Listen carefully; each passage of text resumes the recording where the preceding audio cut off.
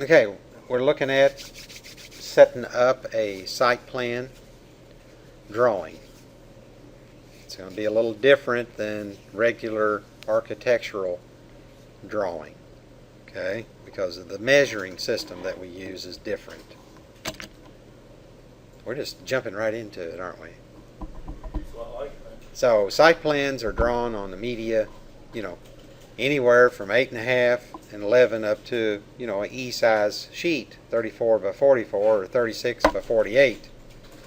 So it depends on where it's going to be used. If it's a site plan for inter-office use or just part of a regular proposal, it might be on a little sheet.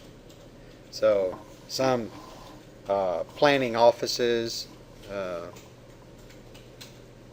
require just a 8.5 by 14, which is a legal size sheet. Okay, 8.5 by 14. So before we start doing the layout, you need to find out some information. We need to know what legal documents there are for the property.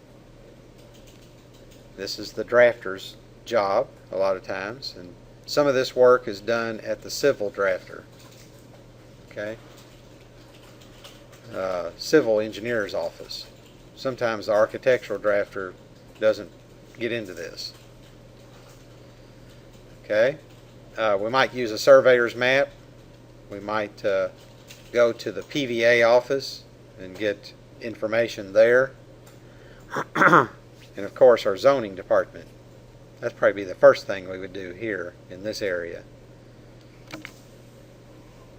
So, things that influence your site plans. Not the site, but the site plans. And the plans mean the sheets of paper. Okay, of course your sheet size, what you're able to plot at, okay, how much information is required, and how much detail is required. So information referring to, all the different specifications maybe for preparing the site. The amount of detail would be the actual symbology and how much of the terrain and adjoining properties and how much really detail that you want to show, or you're just going to stick a rectangle on there and say this is the building, and here it is. Here's a shaded area and you're done. Additional information would be a legal description, maybe, actually included with it. That's a handwritten or a typewritten description. And if you ever want to know what those read like, there'll be some example in the book, but you can look in the classifieds of the Messenger Inquirer from time to time, and they'll have master commissioner sales of property that are being foreclosed on or something, and you can read a description in there of different properties, and it actually tells in a written way where the property line is and how it's arranged. Of course, the north direction, existing roads, utilities, water, everything that's associated with the site would have to be determined where it is. Means somebody may have done a drawing already. You have to try and access that drawing and then get from the planning and zoning department what type of zoning it is. That is, when something is zoned, it's zoned residential, it's zoned for business, multi-use, multi-family, commercial, industrial, all different types of uses. So they control that at the planning commission. Okay, and then of course the size of the structures and how tall they are. There's restrictions in the zones in different areas for how tall they can be. Okay, so the driveway, the lawn slope, the driveway width, turning radius, room for installations, access to utilities, your easements, your grading rules. Now, grading rules is not the teacher grading you. Grade in site or civil refers to how much the land slopes, okay, from one place to another. And some areas, some subdivisions and some development areas have a particular rule for how much slope they can have to them. How many trees will be left, okay, or added. All right, but normally we're showing on the site plan the trees that are left after we've prepared the site. Now, if we're going to add trees and stuff like that, that goes on a landscape plan, not necessarily the site plan. They can be combined. Then if there's going to be retaining walls added or they're existing, those have to be shown. All right? So, our little structure that we're going to do, you know, for our vacation home may not have too much of a driveway concern, but, you know, if you're pulling in a large truck or if it's near a lake, you're going to have a truck with a trailer on it. You're going to need to know what kind of radius that you need for your driveways. Okay? If you're doing a residential or commercial, there are specific dimensions that you have to maintain so that the thing is usable. Otherwise, you put in a driveway that you end up having to add to, you know, because it's not big enough. Normally, you can't make a driveway big enough. You know, people usually want them larger at some point. Yeah, everybody wants to be different. Yeah. Definitely. Then you've got rural, residential, fire department access, and site planning. Okay, so there's standard guidelines for all of that.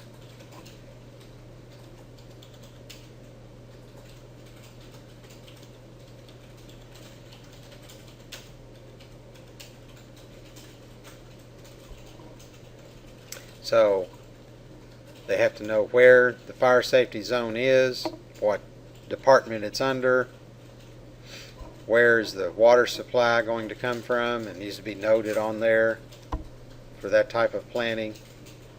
Is it going to be piped in, or is it going to use Elmer Smith's pond? We're going to lower a hose in it and use it, you know, or a creek or a river. Whatever water supply is near, you know, we'll have to note those kind of things. When we lay out a property line, first of all, plats have property lines that curve.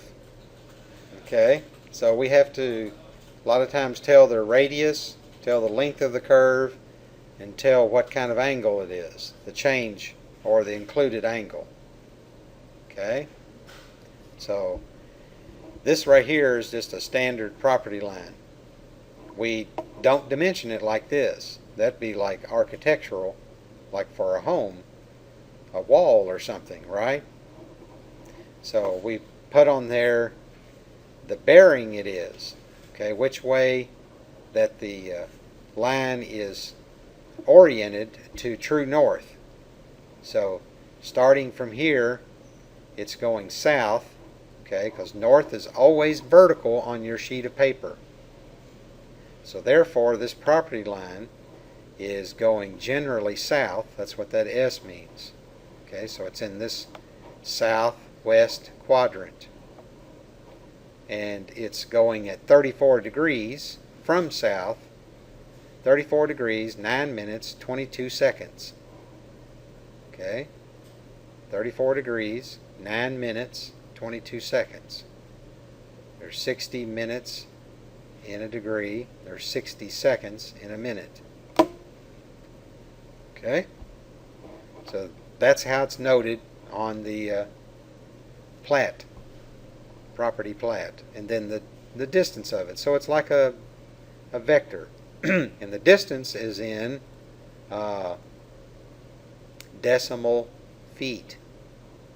Okay, so that's 9.93 of a foot.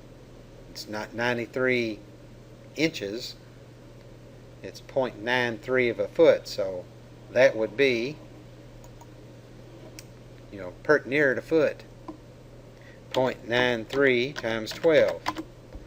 That's 11.16 inches. So a little over 1/8 of an inch. 11 inches. So if you wrote it out in decimal inches, it'd be 112 feet, 11.16 inches. So you can see how confusing that would get. So all of our measurement tools in site work or civil work is in decimals of a foot, which we used up there at that Hancock County, if you remember that tape, which they're almost done with that. It's looking pretty amazing.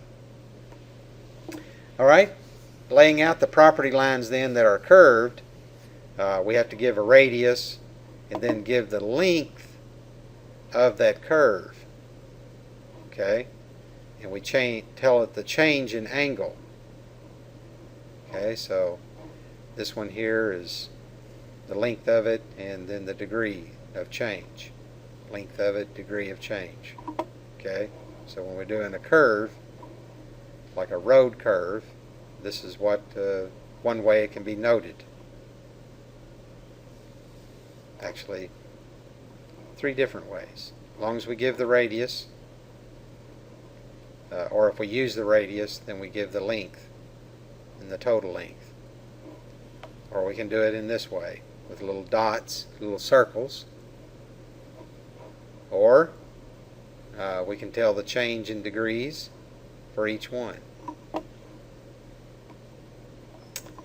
So to draw a site plan, we select our paper size, we lay out the plot plan property lines, we lay out the structure showing how it's oriented on the property. Sometimes that's fixed, you don't have a choice. Other times, in the early stages, you would work with your architect. He would work with you to help figure out which way it needs to be oriented. You'll complete your property lines, add dimensions and contour lines and elevations, and then complete all the other notations to complete the plot plan. So here we go. It might look something like this. You're given a basic property layout. Every property has setbacks. That is, the building can be no closer than a certain amount of feet, and can't be any closer to the road or to the property line than this setback line. That's not a easement, that's a setback. And there's some kind of little dotted line jutting off here. That's probably a water line, I'm guessing. Okay, then we come in here and we add information about the road, about water line. No, it's electrical. So the water line's coming in, the sewer line's coming in here. We tell where the curb edge is. We tell what size the drive is. Put information about the home or the structure and its main floor elevation, where it is in altitude or compared to sea level being 0. So wherever this is, it's near the shore. Somewhere down south somewhere, more than likely, because everything around here, is 300-400 feet above sea level. So just think about that. Always, you see those noted on drawings and stuff. I mean, we're 300 feet up in the air compared to the Gulf of Mexico the water level in the Gulf of Mexico, sea level. Okay, Very cool, the Ohio River is right 200 and something, 300 and something feet above sea level, something like that. So if you were to do a cross-section view of that to scale, you know, we're setting up here in Davis County. We're 300 feet up in the air above the Gulf of Mexico down here. So that's why the water runs down the Mississippi. Pretty cool, ain't it? So now this one actually has elevations at each corner. That's pretty detailed. A lot of times they don't have that. You might have one. Okay, so here's the property line here. That happens to be that one we were looking at. This one, notice, is north 88 degrees west. So it's almost exactly east and west. Okay, but again, it's 88 degrees north. Okay, so that means it's up just a little bit. All right, it's in the northern quadrant.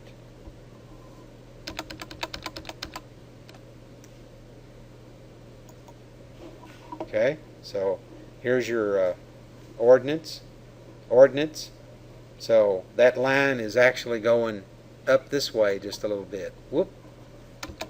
Okay, 88 degrees in the northern quadrant, north 88 degrees west. So it tells you it's in the northwest quadrant and it's nearly horizontal.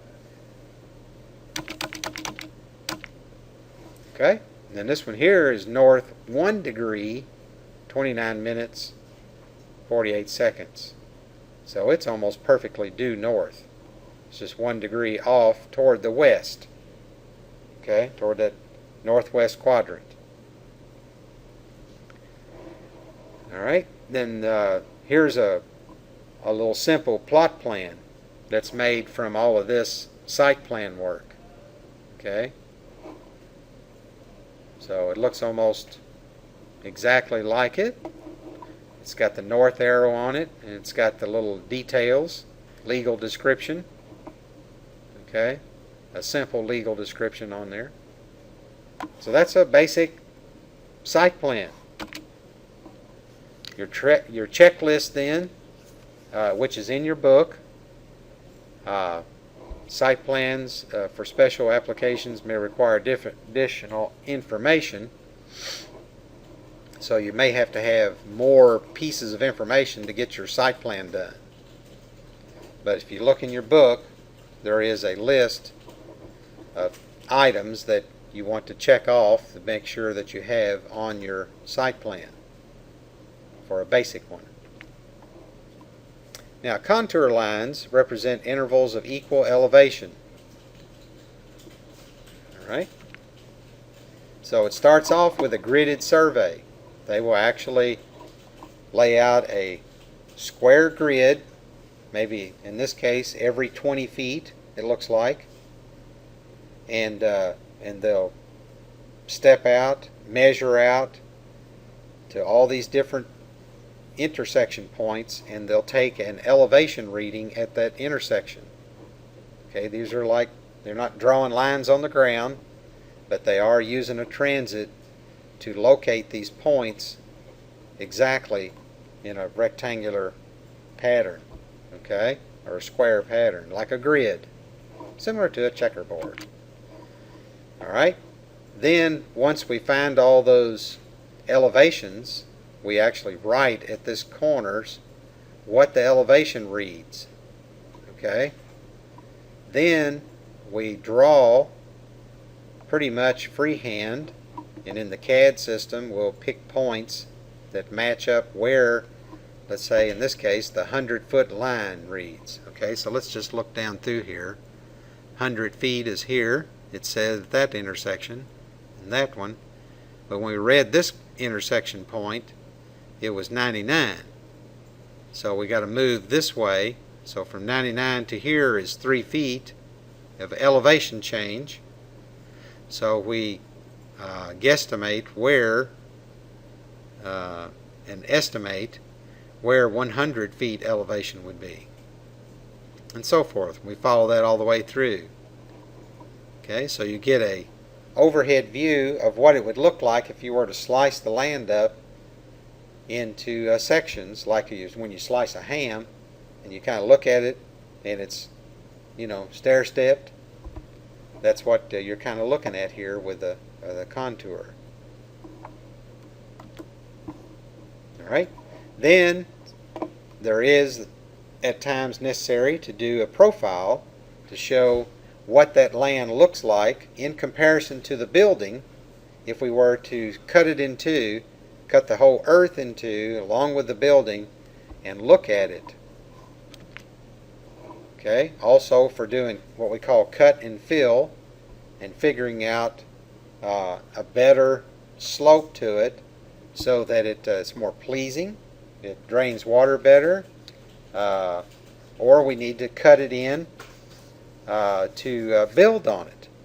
It could be one or the other. We could be filling it in to create proper drainage, or we could be cutting it so that we can construct on it, maybe create a driveway on it, or whatever it might be. So then you end up with what we call a cut and fill drawing, and it shows where the land is being filled and where it's being cut. And that's the end of the show.